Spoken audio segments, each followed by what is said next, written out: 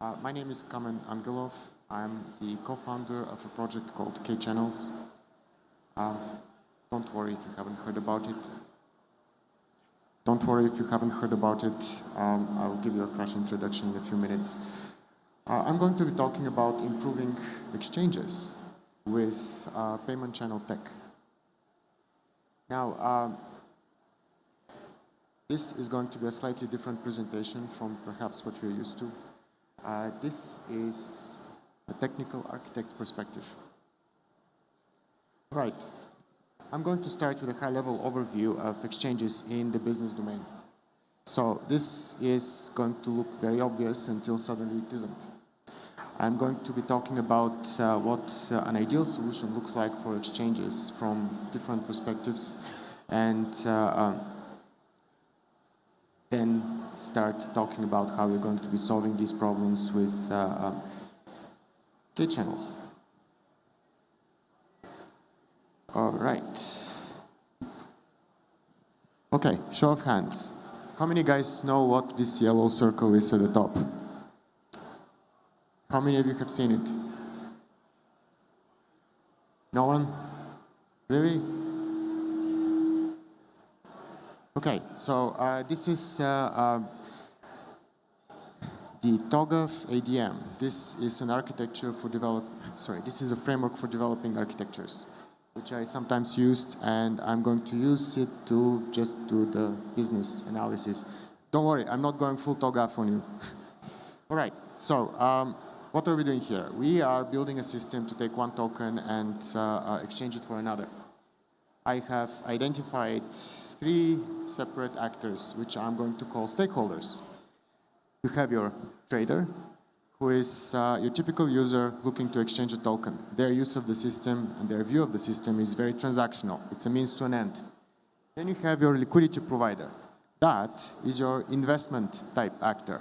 They're looking to basically increase their holdings. They put assets in and look for returns. And then you have your broker. This is your typical business owner, right? They're looking to bring their users together and render services to them for a fee, some of which they get to keep as profits. Now, I have I have boiled everything down to 5 concerns these stakeholders have. Now, the asterisk stand for a loaded term. I think it's pretty obvious what those what is being packed in there. I'm not going to unpack it. So you have a trader who is interested in convenient access, like an ATM. They want to come in, do their thing, and move on with their day. They are very keenly interested in the cost of their services. Everything being equal, they're going to go for the least expensive one to them.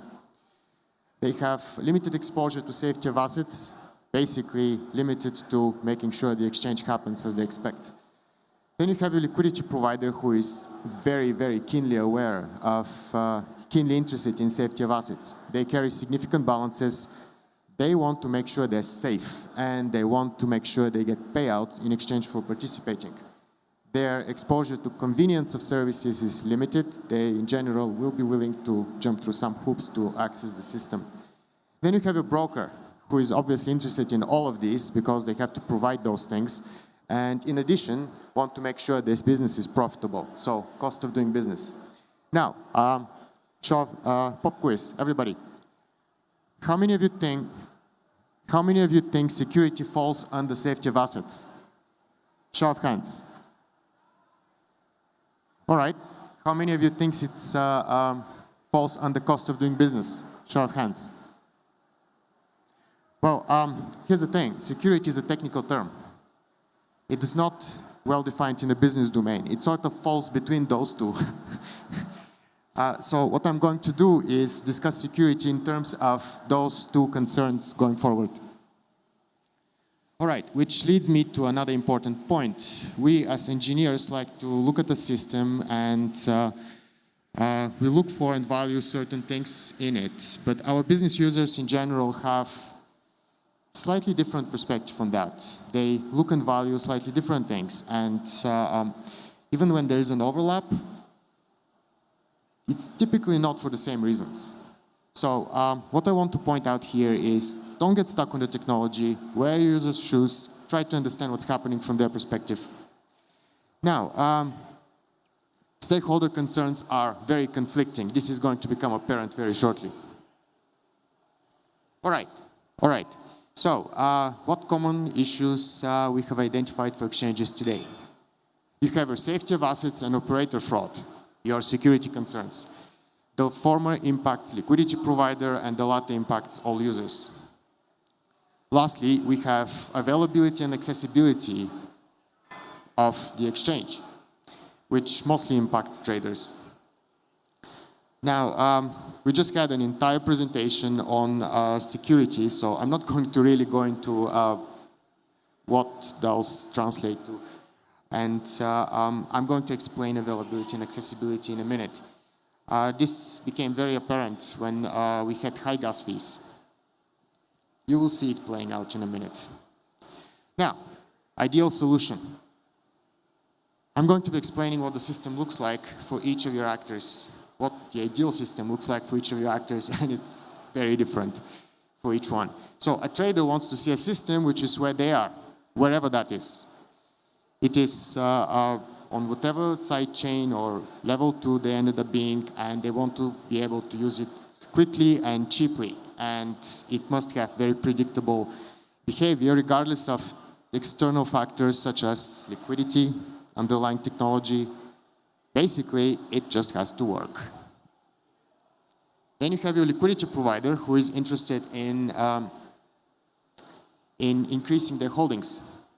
You have, they're looking for a strong guarantee, a system that gives them strong guarantee of their assets while paying out decent dividends. And of course, they are willing to jump through some hoops to get that. For example, they might be willing to bridge to another chain which offers similar safety of their liquidity. Finally, you have your broker, which has the unenviable task to keep everybody happy while still being profitable. Now, that's a very tall order. How are we going to do that? You see, making any one actor happy, too happy, makes everybody else very unhappy, and you don't have a system. Right? So, how do we find balance? So, we're going to be talking about how payment channels can improve things, but first, let's talk about what they are. This has gone a long way in the last couple of years. It is basically a special type of system which is bound by rules. Those rules are enforceable on the blockchain. But the payment channel itself is not held back by its technology. It actually does not use the same technology. So basically, it can do whatever it wants as long as that is answerable on the blockchain and can be challenged on the blockchain. So, what does that mean? Well, we have this cool little opportunity to create a very, very different user experience for the blockchain. As long as we're still answerable to it, we're good. Now, typical properties are fast finality, high throughput transactions.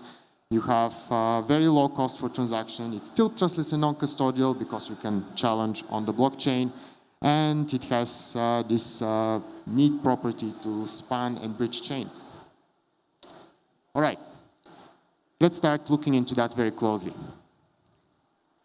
A payment channel doesn't have to establish global total order of transactions. Think about it. In a blockchain, you are establishing a global total order of transactions. Not just what transactions you have, but in what order. That's a very strong consensus, right? And that's a very expensive consensus. However, with a payment channel, you don't have to do that. Every channel can set its own order, its own local order, as long as causality is maintained, of course. This means that transactions can happen in parallel. This means that throughput is not a limited commodity anymore. This is the perfect transaction engine. Observation 2. What we call a transaction can suddenly look very different. It just has to be answerable on the blockchain, right? So this is going to become very important in a minute. Let's put a pin on it. One downside is that payment channels, at least today, cannot run code trustlessly. So while in fact you can build something over the top to run code, it's not going to be trustless. Now, here's a very important observation. As L1s attract traffic, gas fees increase, and your traders get priced out. They tend to flee to the periphery, side chains, L2s, wherever the gas fees are, the transaction fees are low. Liquidity providers, on the other hand, they go in the exact opposite direction. They are looking for safety of assets, so they're going to go to the more established chains, right? And if you happen to be a broker in this environment, you're having a really bad day because your traders and your liquidity providers are now moving in opposite direction, and you can no longer bring them together to provide services to them. All right. I'm going to discuss a possible Kchannel solution. It's not by any means the only one possible. There are others, and I'm not even claiming it's the best one. It's just a solution. But first, a crash introduction to Kchannels itself. How many of you have heard of Kchannels before today? No one? Okay, crash introduction. Kchannels is designed to emulate the great user experience of a traditional payment system from day one, while still maintaining all the goodness from payment channels, more traditional payment channels, such as trustlessness and non-custodialness with assets.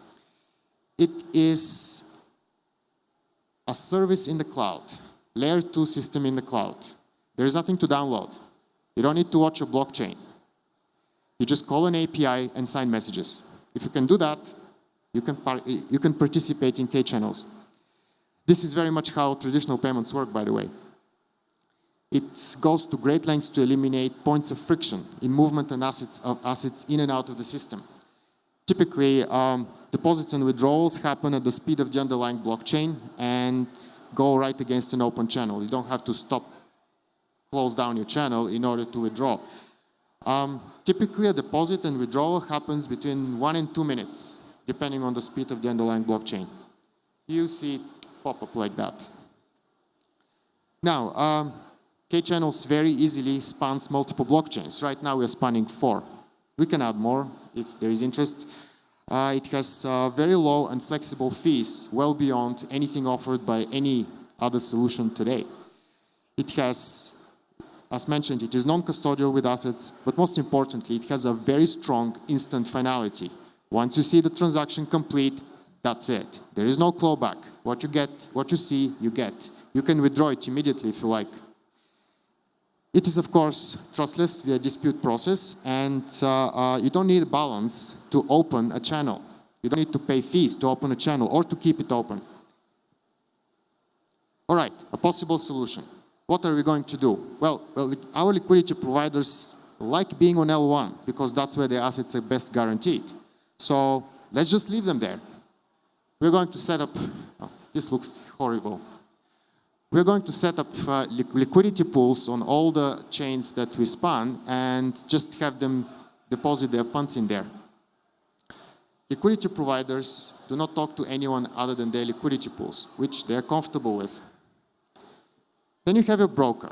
The broker comes along, purchases assets with its own funds, and deposits them into Kchannels. Now, this is frictionless. It takes a couple of minutes.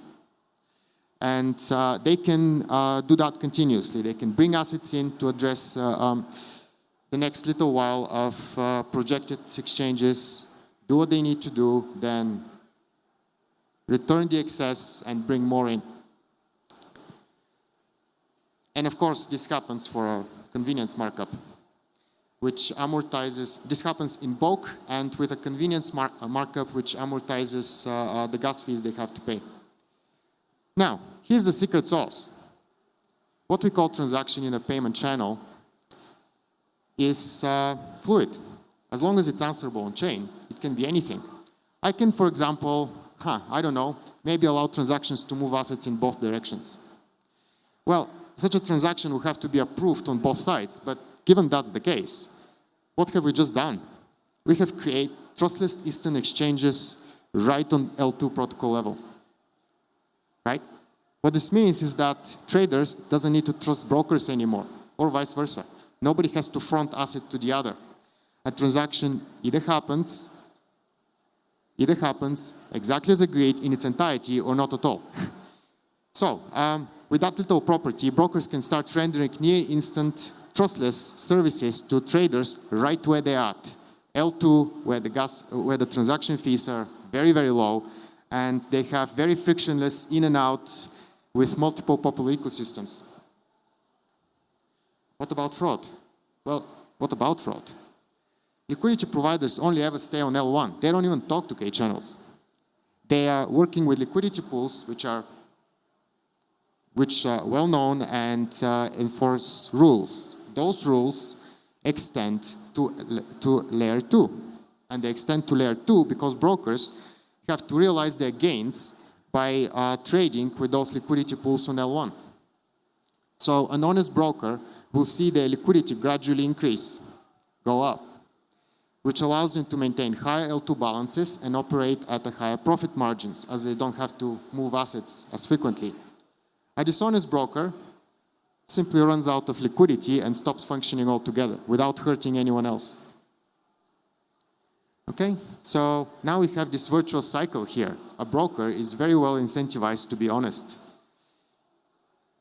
So at no point do traders and brokers trust each other. The way transactions happen makes that unnecessary. Furthermore, brokers don't need to be executed in a trustless fashion anymore, since everything is known up front and it either happens in its entirety or not at all. Furthermore, nobody has to trust Kchannels either, because the only two impacted actors, traders and brokers, can simply go back to L1, challenge the system, and withdraw their funds. Worst case scenario, they just lose for the use of the system. And they can recover all their assets by a sequence of signed proofs. So, in conclusion, it is in fact possible to build a viable exchange on top of a payment channel. And at least in case for exchanges, that results in a significant improvement over more traditional L1 counterparts. It has great user experience all around. All users are met right where they want to be. It is cheap and convenient. It is cheap and convenient for traders, significantly improving on the status quo, and liquidity is protected at all points in time.